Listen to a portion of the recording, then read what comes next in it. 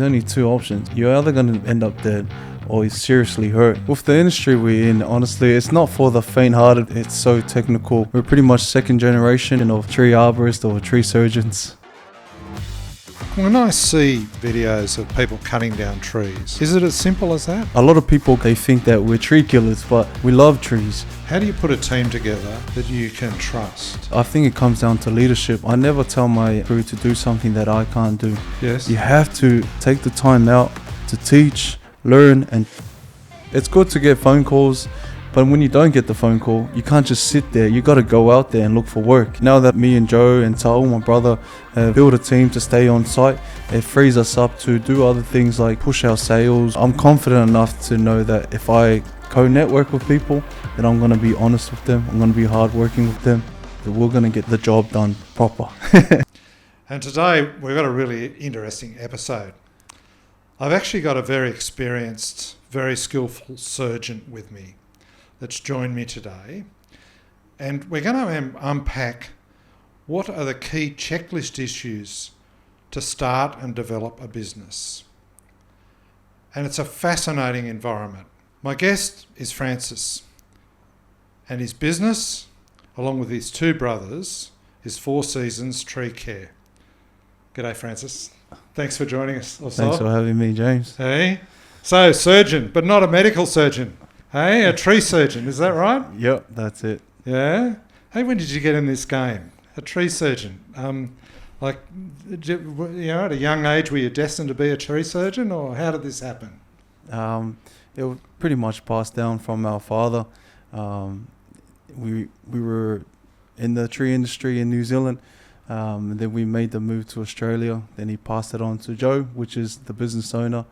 Our older brother Joseph, that's supposed to be here today, but unfortunately he can't be. But yeah, that's how we got into the game, through our father. So we're pretty much second generation, and hoping to pass it on to our sons as well for a third generation of tree arborists or tree surgeons. Wow, so it's deep in your veins, isn't it? Yep. Hey? Yeah, definitely. Yeah.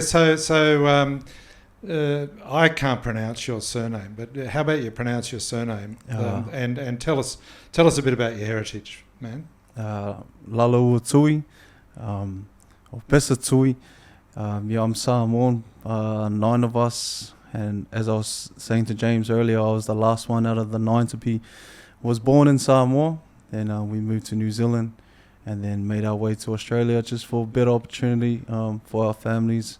Work-wise and financial-wise, and yeah, my heritage, Samoan, proud Samoan. As you would know, James, Samoan people are very passionate about our culture. God-fearing people. Yeah, a proud Samoan. I love it. Yeah, I love proud it. Samoan. So yeah. Pesatui. Yep. Pesatui. And there's three of you, three Yep. brothers, 3 of those 9 siblings, 3 brothers involved in the business. Yep. So there's yourself, Joseph, And Tau. and Toa. Yep. He's the middle man. Yep. Tau's the middle man. Yeah. You the youngest. Yep. Youngest. And Joe's the oldest. Joe's the oldest. So he got a leave pass from today's podcast. I don't know about that. What's going on there? Eh? Yeah, busy man. Busy man. So he rings me this morning and he says, "Oh, dangerous situation in Canberra. I got to go and cut down a tree." Yeah. What's that all about, man? Does that happen regularly? Yeah, no, definitely. Joseph runs the insurance side. So obviously when it comes to emergency work, you have storms that come through or strong winds, insurance companies call through, and then that's, Joe has to, obviously it's urgent. So he has to go out and do that emergency job. Yeah. And yeah, that's why he's not here today. He's in Canberra. And he sent me. So yeah. And you and your other brother, what do you do? What in the business? Me and Tal run the residential side, and Joseph runs the insurance side, emergency work with his crew. Yeah. So it's good. So the resi side, if I've got small acreage or I've got a house in Barrow or somewhere, and I've got a tree that's near power lines or likely to fall on the roof or what have you, then I'll be in touch with your side of the business to help me out. Yeah, definitely. We just with different rules and regulations with councils, bushfire areas. These are Rule 1050. anything within 10 meters of a constructed wall or internal wall can be removed, but anything out of that 50 meters is usually pruning, about 25% pruning to the canopy. But yes, every council have different rules. You know, you got the Blacktown Council, the Hornsby Shire Council. Yeah. So anytime we go into different areas, we always have to look up to make sure we follow the rules, the exemptions, tree exemptions that you can remove without council approval. Yeah. So, you know, always try to stay on the good books with the council. So they're a major regulator, obviously, of trees, I guess. And like when I see, you know, reels and videos of people cutting down trees in businesses like yours, is it as simple as that? Yeah. So with me, being passionate about the industry, and you know, a lot of people get this mix. They think that we're tree killers, but actually we're we love trees. And I always advise our customers whether it's good to save the tree or remove the tree. We do a lot of residential work, so the main thing people are worried about is if it's going to fall on their house or it's going to become a hazard to the property. So what I offer them is either pruning, or if we have to, then we do remove it. But if it's a healthy and beautiful tree, we do our best to try save the trees. And these different type of prunings is like canopy lifts, dead wooding, thinning as well, or weight reduction. Mm-hmm. These different types of pruning that will benefit the homeowners, because like I said, with residential work, so it's not just straightforward as in terms of cut it down. These things are actually, there's a lot of knowledge that goes into it. You got to know trees. There's one thing to cut trees down, and it's another thing to what's going to be beneficial, because a lot of the times people want to remove trees because of leaf. Yes. And I always tell them, you got to take the good with the bad, because if you remove this tree, the heat's going to come, you're going to be exposed to the sun, but it provides a lot of shade, coolness, but you got to take the good with the bad with trees. But it's not just about removing, it's about pruning and trying to save these beautiful trees, because some of them have been around for years, and especially gum trees that are native to Australia. We try to protect those unless there's absolutely nothing we can do to save it, and we know it's going to cause a hazard or endanger the families, then the last option is to remove it. I like that. You mentioned weight loss. I might have to get you involved. I think I need a bit of that, bro. Actually, on a serious note, right? I called you a surgeon earlier on, right? I guess you get called a tree surgeon for want of a better name. Yeah. But I kind of like the analogy with being a doctor, because in a way you're looking at the health of in this case a tree, not a person. Yep. And you're looking at what are the factors, the risk factors, the opportunity factors, the current health status, and what are the other sort of requirements that one needs to deal with around that sort of living plant, I guess. I find your business fascinating. I've looked at some of your socials around cutting down trees in very restricted areas. Yep. And I just think, I don't know, unpick it for us, but there's so many dynamics that you must have to deal with. I mean, you mentioned the regulation aspect, the proximity aspect to houses and people, and then you're handling these power tools that are sharp. Yep. And then you're also thinking about the health of the living plant that you're about to operate on. Yeah. So, and you've got a team of people around you sort of doing various things. So is it as complex as that, or is it like rolling off a log when you go to a site? With the industry we're in, honestly, it's not for the faint-hearted people. It's you've got to be very passionate about it. There's a lot of things that go into it. It's so technical. I always tell my team, every day it's life and death. You're not guaranteed to go home from our job, because there's such a small room for error. Right. You know, being up there, sometimes 20 meters, 30 meters, you know, with a chainsaw Yes. attached to your harness. Everything, you have to plan it out. It's like a game plan. You got to estimate it, calculate everything, and, you know, execute everything that you do. Really? Working around power lines, you're working around people's properties. You know, also some customers, he wants you to look after their grass, look after their gardens. So yeah, it's a whole different, like, it's not your everyday trade. So when people, you'll be surprised, a lot of engineers that we do work for, they're amazed by how we do our work. Yes. You know, they're amazed at how technical it is, and the ideas that we come up with, to like lowering points where you're gonna lower things down, Yes. and how smooth things come down.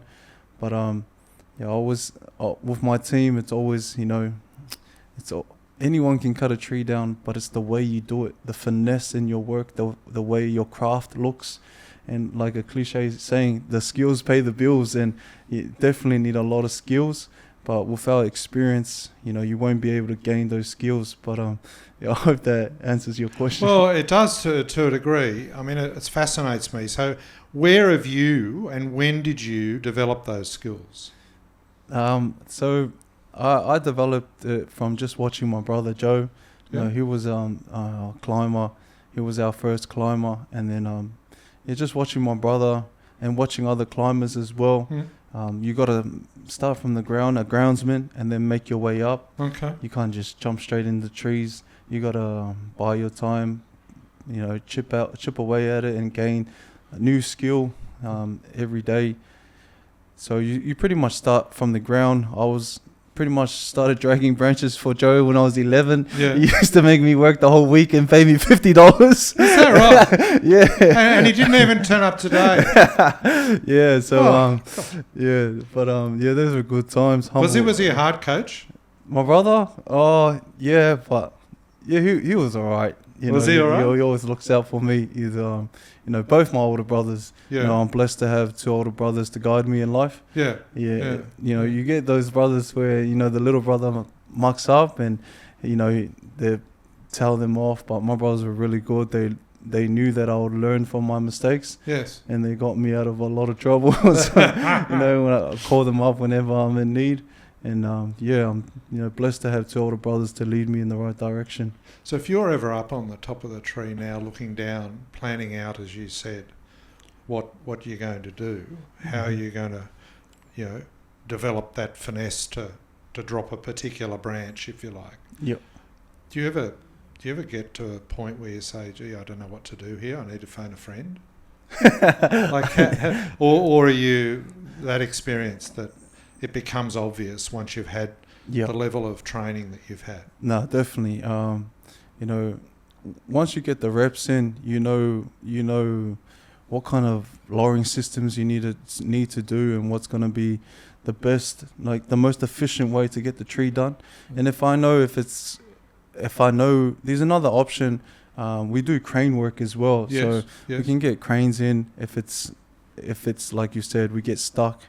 But I'll go on site and I'll, you know, inspect everything and see the appropriate things that need to be done. If we can climb it, we can climb it. If we need to bring in a crane, then we bring in a crane. Mm-hmm. But 99% of the time, you know, I love a challenge. So yeah, I'll climb it. I'll climb it and I'll find a way. Yeah, but yeah, like I said, it just comes with experience and skills, and that's why I love watching other people climb, because I can grab that skill or grab that knowledge from them that they have that I didn't know you could do that, and just put it in the toolbox, and whenever I need it, I can just pull it out and use it in a different scenario, different setting. Yeah, different setting. So every setting must be different. Yep. Right. I mean, a lot of business owners listening to this, you know, say they're manufacturing milk bottles, for instance. Their factory is their factory. You know, nothing against it, but it's the same old to Mm-hmm. a degree.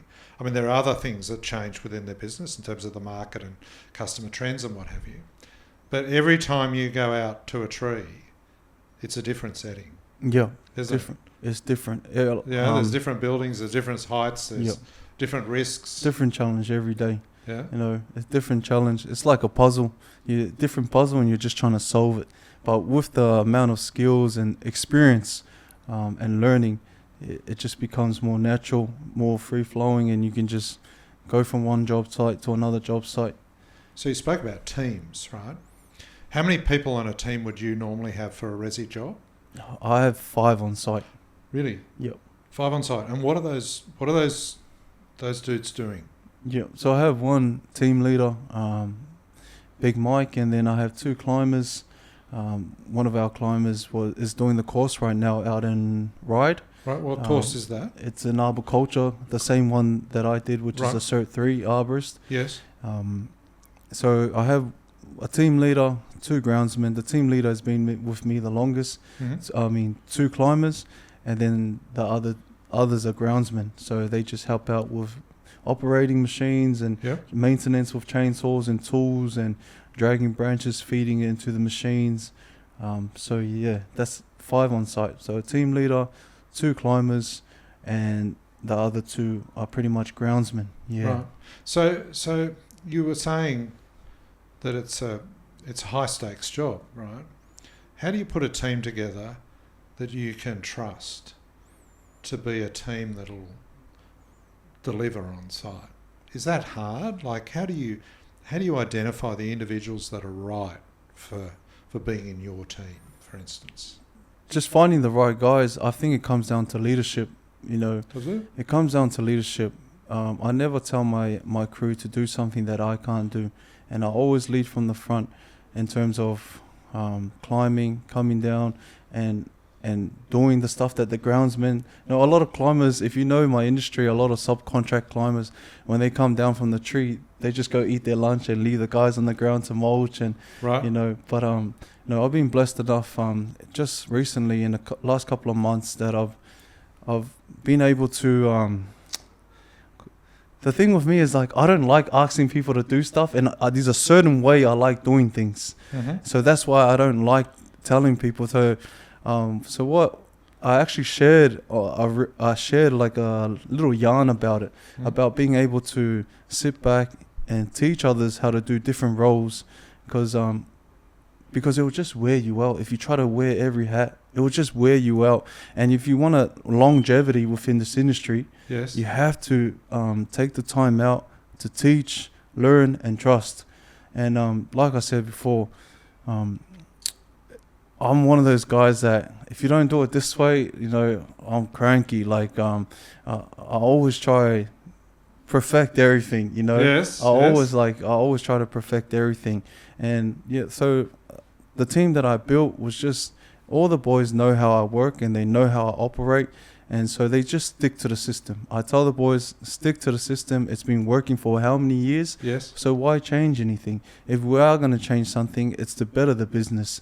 So anything to do with climbing, groundsmen, maintenance work, we just stick to the same thing. And yeah, like I said, I always lead from the front, whether it's cleaning the tools, showing them how to operate, greasing.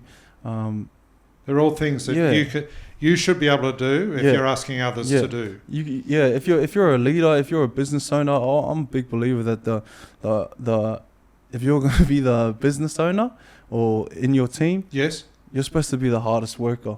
Yes. You know, at the end of the day, they're working for you, but a lot of the responsibilities and a lot of the outcomes falls on you. You know, if anything goes wrong, that falls back on you.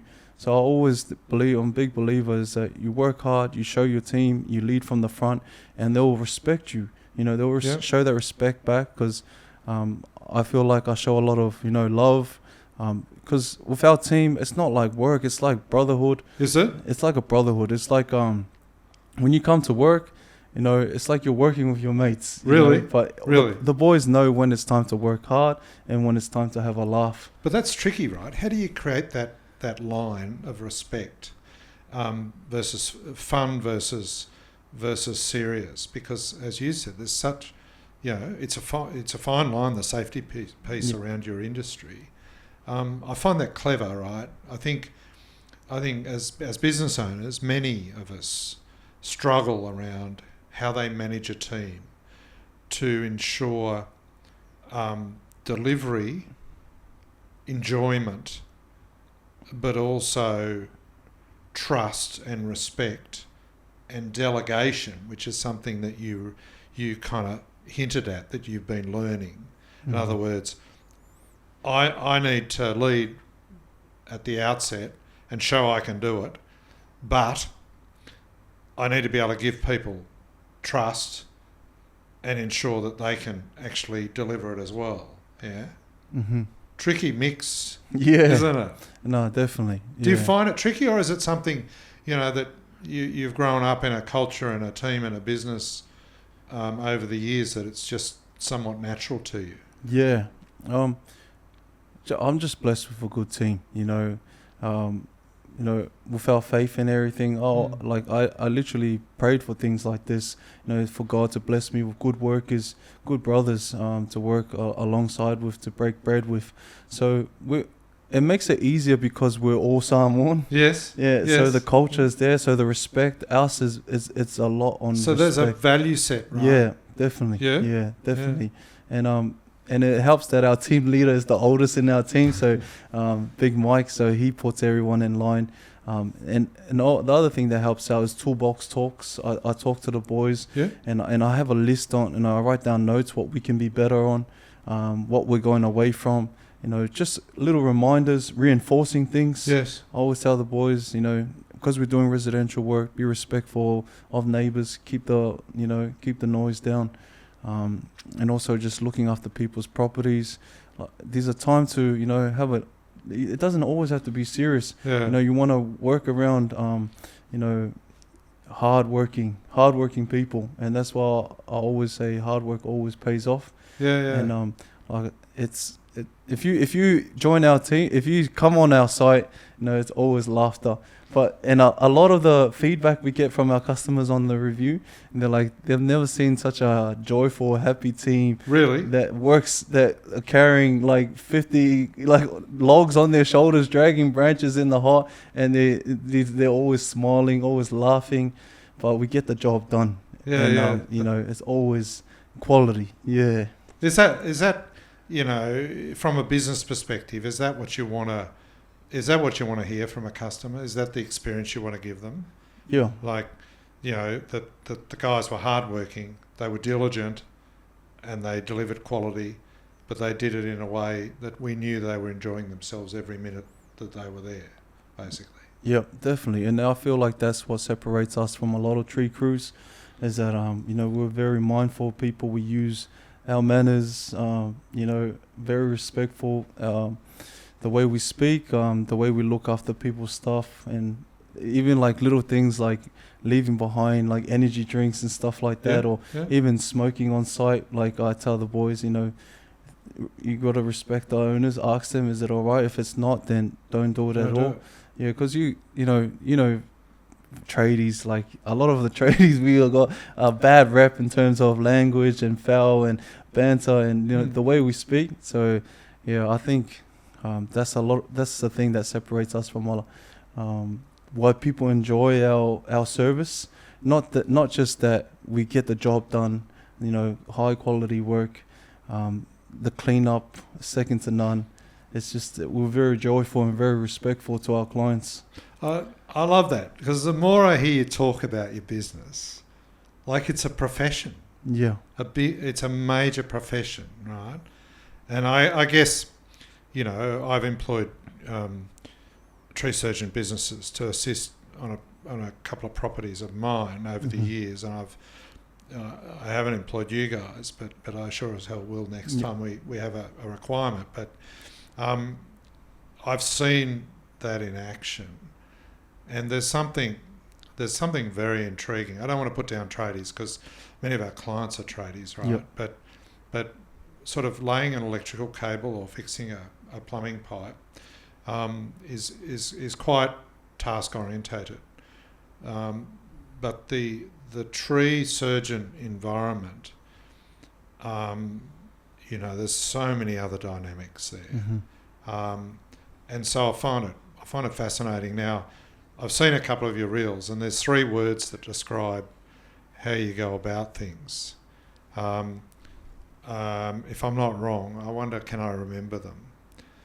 thinking, planning, and executing. Yeah. And to me, is that how you see it? Like that's how you go about the nuts and bolts of the business day to day, right? Definitely. Yeah. I mean, and I think as business owners, it doesn't matter whether you're in an arborist tree business, a manufacturing business, an engineering business, a retail business, a leisure and sports business. Thinking, planning, and doing. Yep. Sounds very simplistic, but if you drill down, they're key elements, aren't they? Right. Definitely. And I think sometimes the thinking and the planning, gets put in the back seat because we're all keen on the doing bit, because it's sort of about, oh well, if I do something, I can see what I've done. Yep. Right.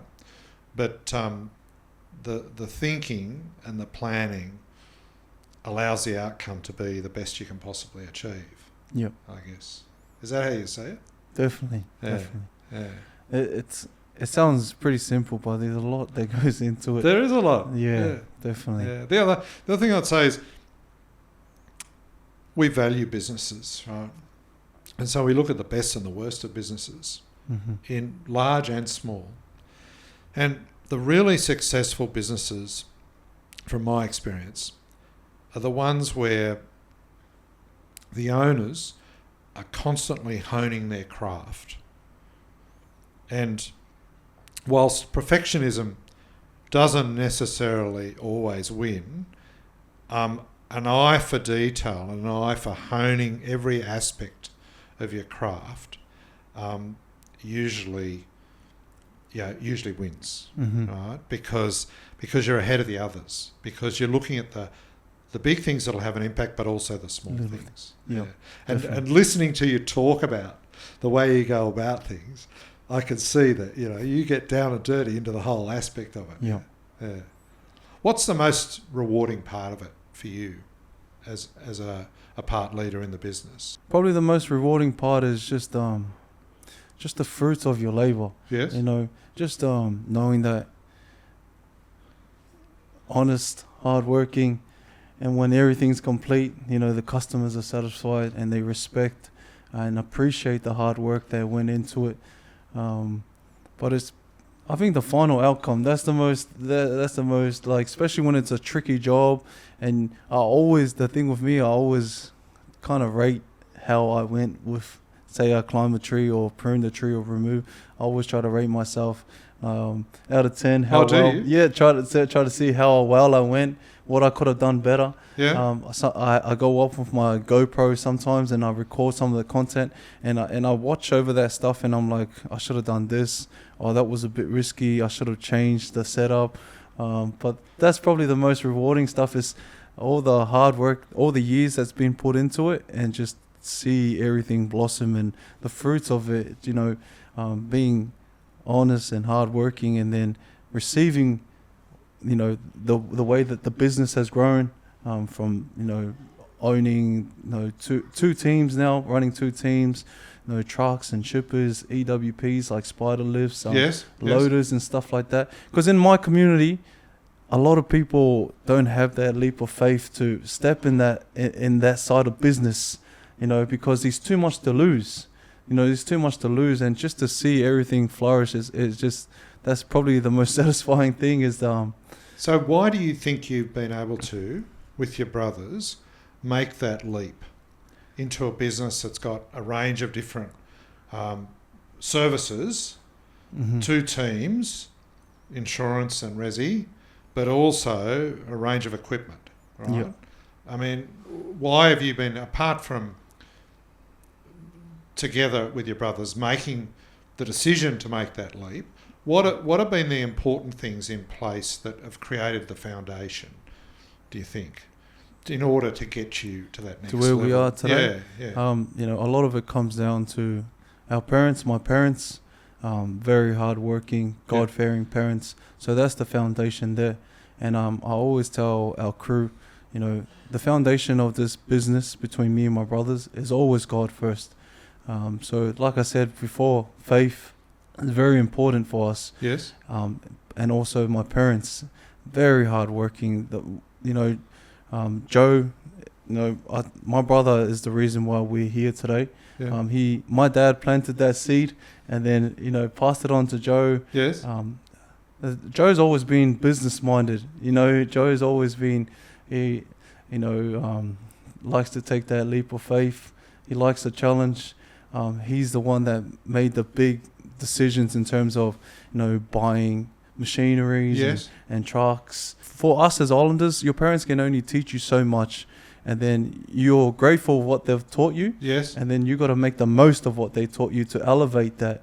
So, and that's what I feel like my brother Joe has done. I love that. So, 4 Seasons Tree Care, I was like, if there was no Joseph, then you wouldn't see myself. Like, I wouldn't be in this industry, But it sounds to me, we don't want to speak too highly of Joseph because he didn't turn up today, despite being invited.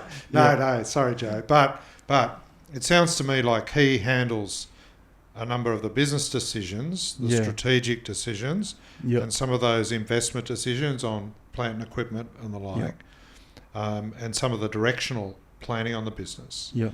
But also to give you and your brother Tao some credit. Yeah. Sounds like Joe needs sound team managers and operational deliverers to also make it all work, right? Because if you haven't got those systems and methods and technique and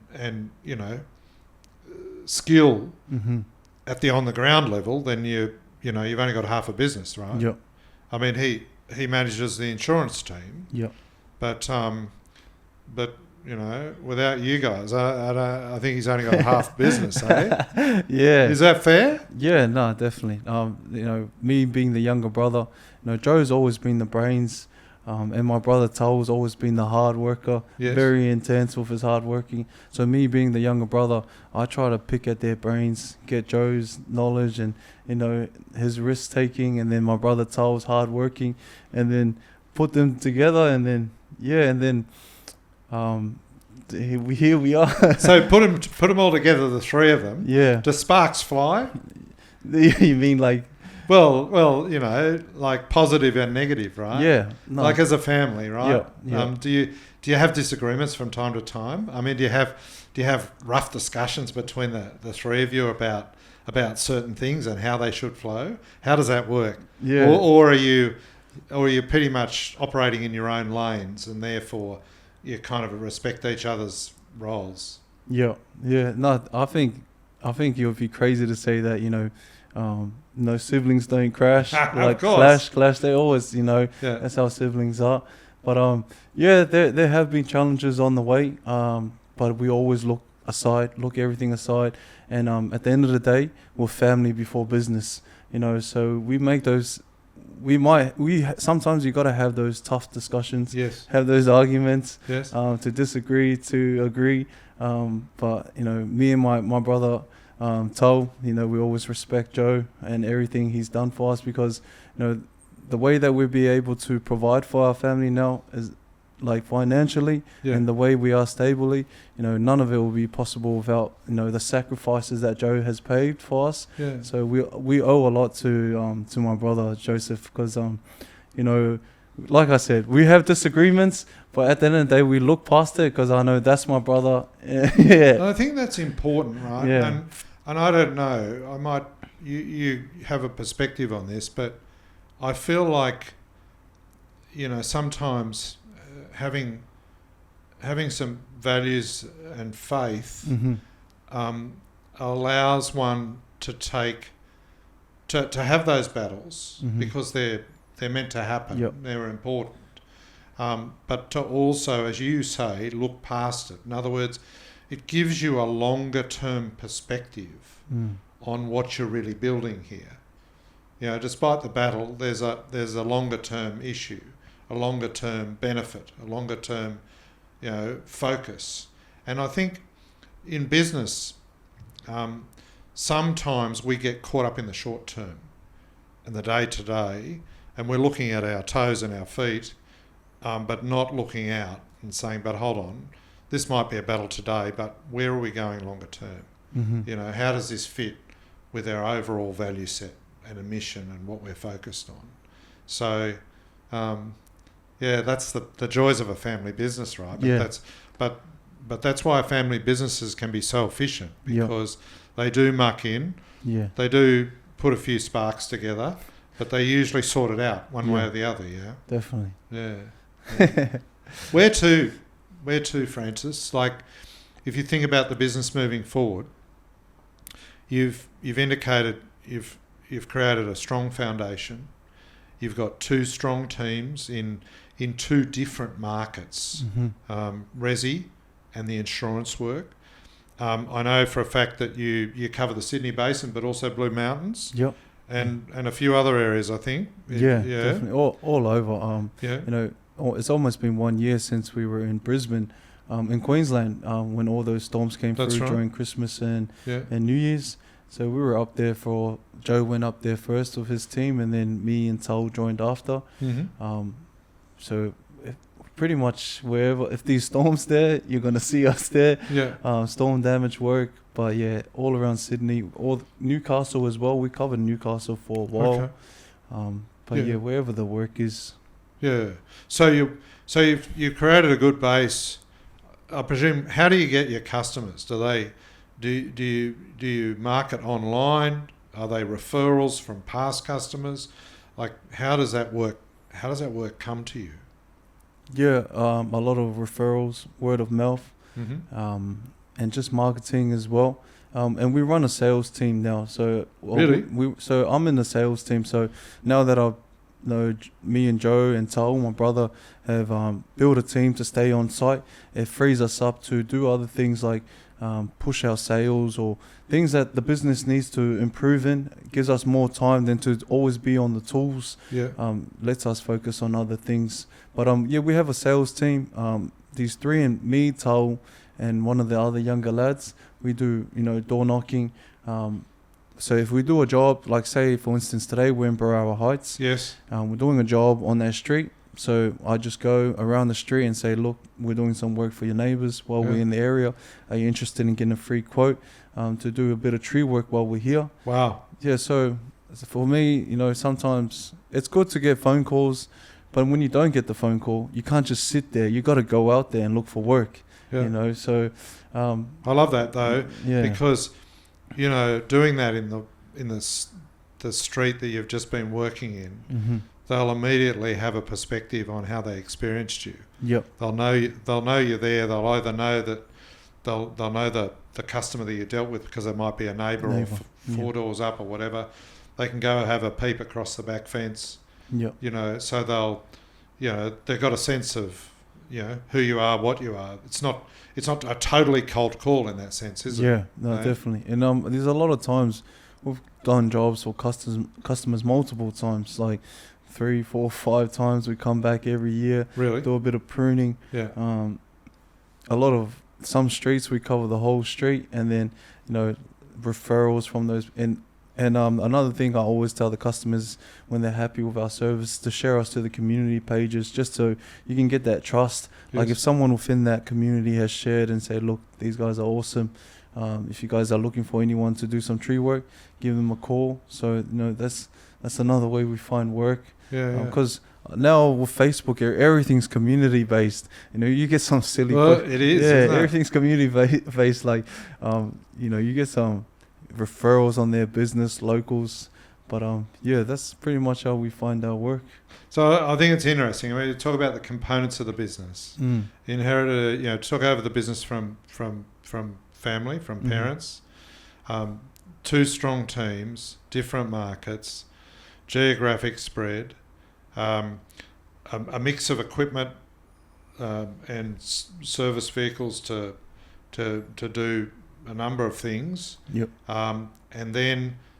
And now a sales team on top of that, which is dedicated to developing the business and developing leads and referrals.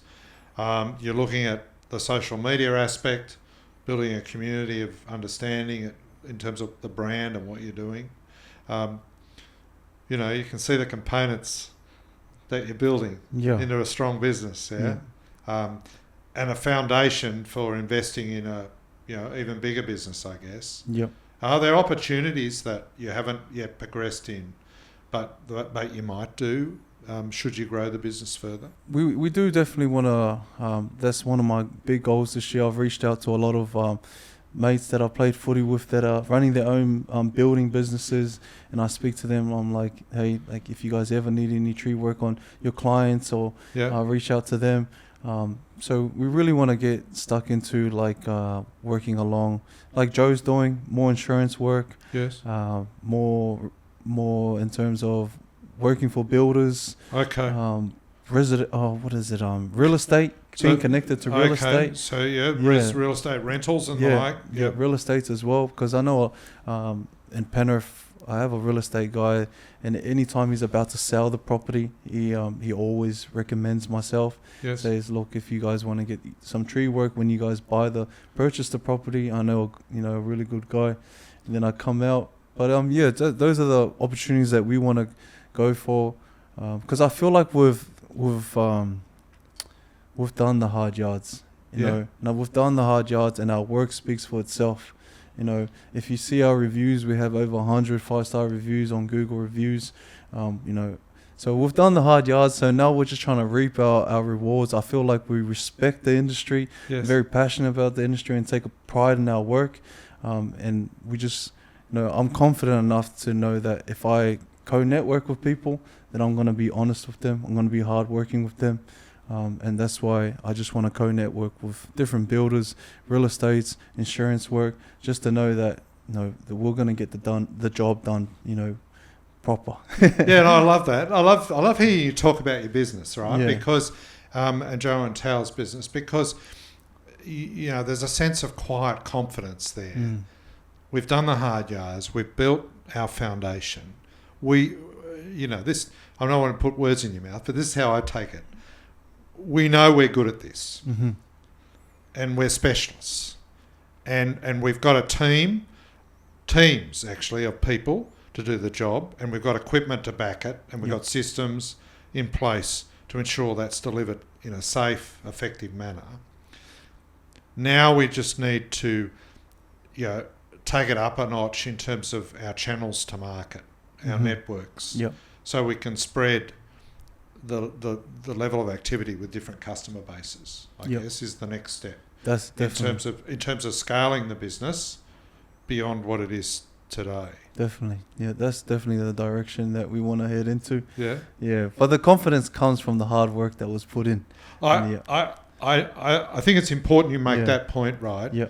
Because at no point did I feel like it was false confidence. Yeah. Yeah. Because in listening to you talk about your craft before, I understand the intricacies that you look at to make it work, and I respect that, and I think that's important, and I think confidence is very important in being a successful business owner.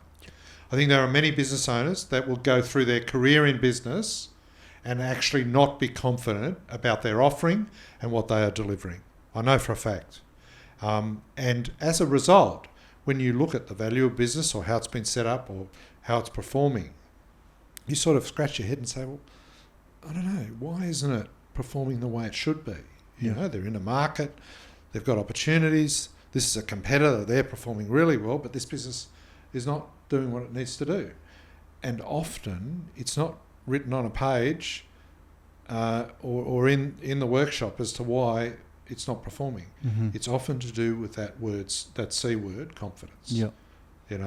Definitely. And you don't just make up confidence. Confidence comes from validation. It comes from learning. Yeah. You talked about reflection before, about marking yourself and rating yourself. Yeah. Like that's a very mature way of thinking, planning, executing, and then reflecting. Hold on. How did I do? And can I do better? Yeah. Maybe I'd do that just slightly differently, right? And not everyone has that mindset, right? Yeah.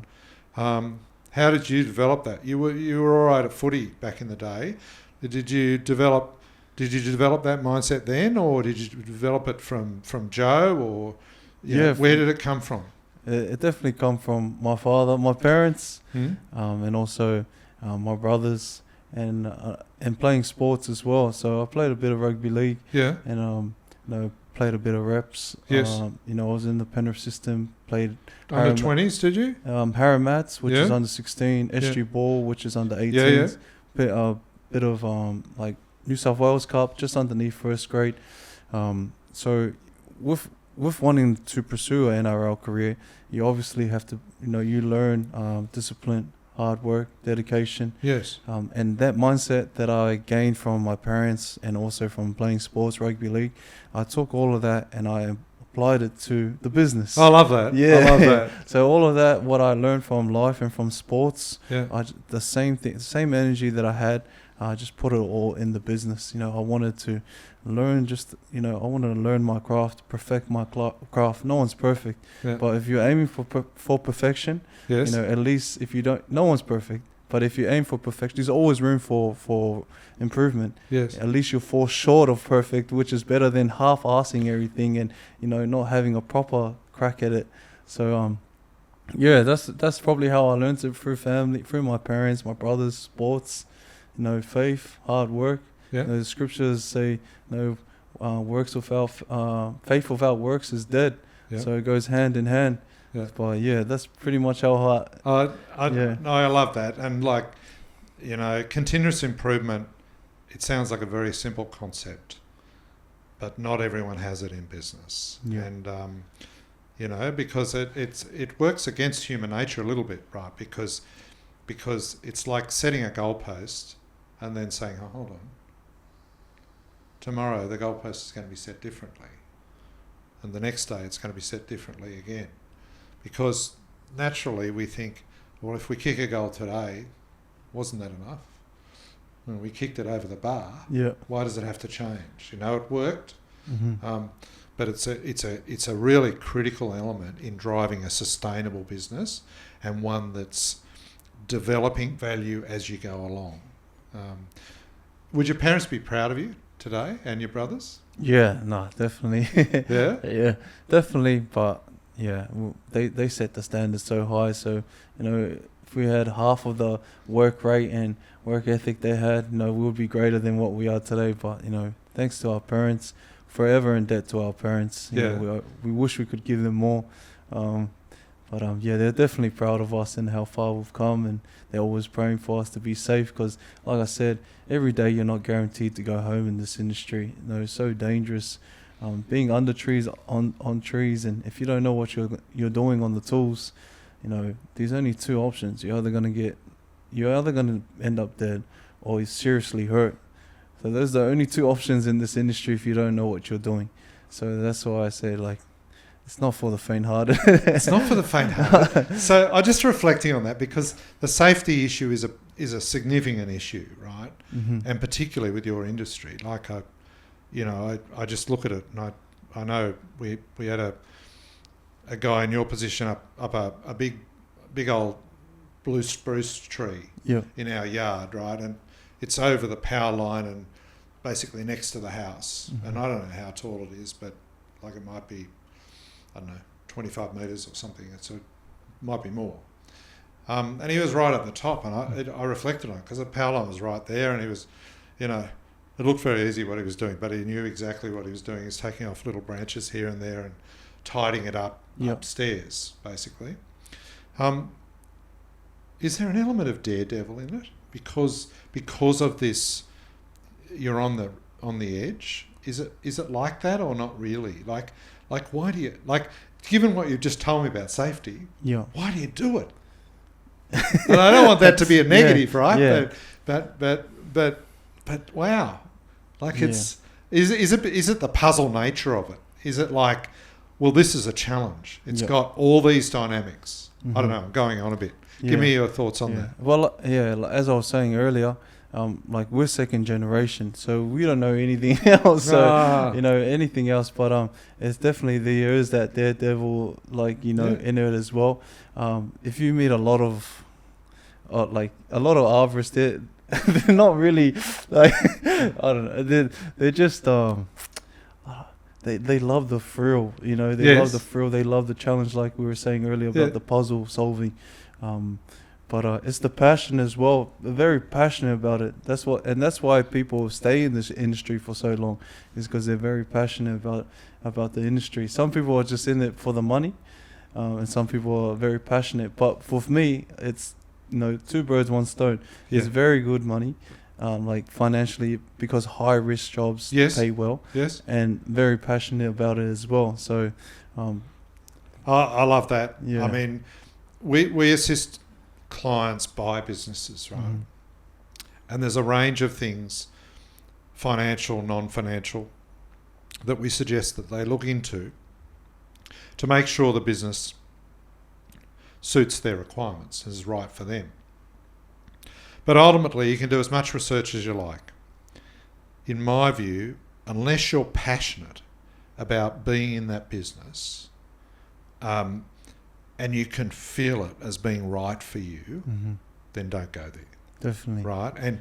And I think it's great what you mentioned, 2 birds, 1 stone. Yep. You get a good return. Yes, it's a high risk, but you get a good return, particularly if you run the business well, Yeah. and you set it up well and you deliver, and you think, plan and execute, Yeah. but also, you do it because you're passionate.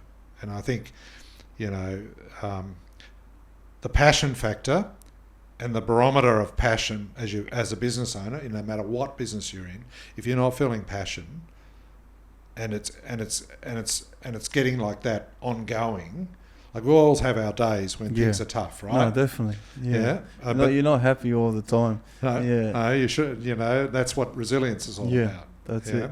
it. But I loved hearing you talk about that. Yeah. Hey, also, have you got any questions for me?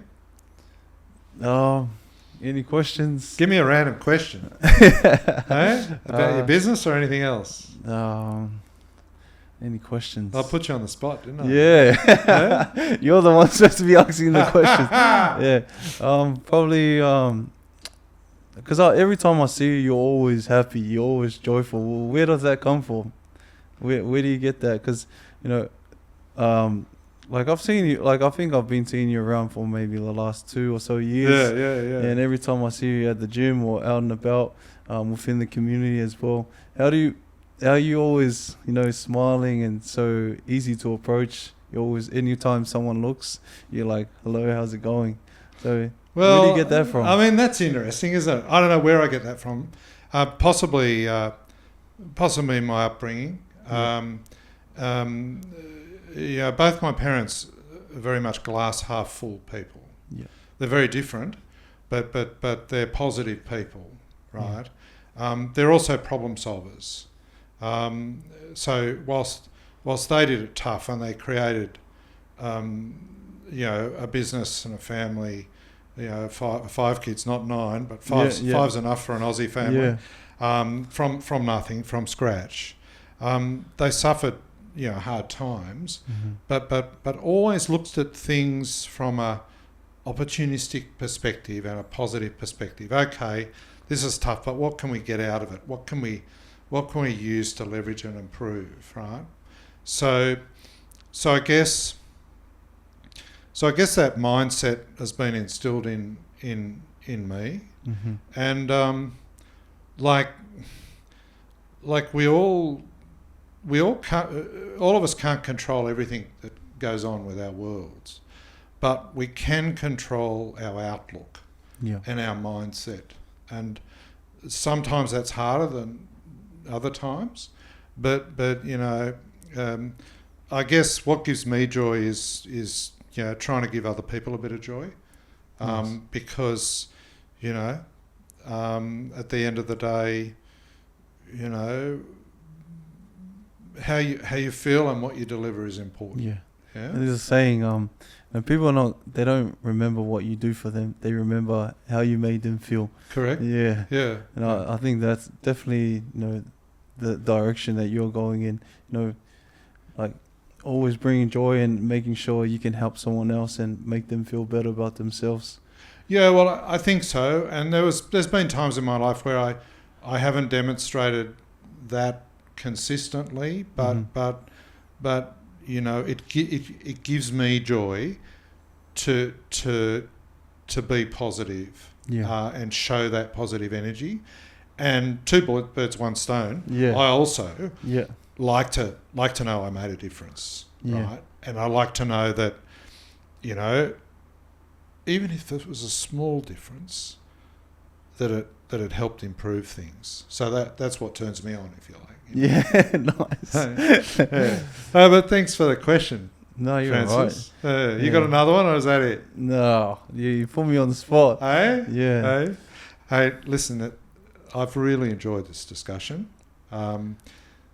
It's, you know, your business is intriguing. Mm-hmm. And how you've developed those building blocks with Joseph and Tal, and your parents over time, I think is intriguing. And your craft is fascinating. And, you know, you developed a strong brand and a customer-focused business. And I wish you every success moving forward. Thanks, mate. And thanks for joining us. Thank you, James. Thank you for having me on. This is my first time. Oh, yeah, did and well. my last time. What do you mean your last time? Nah.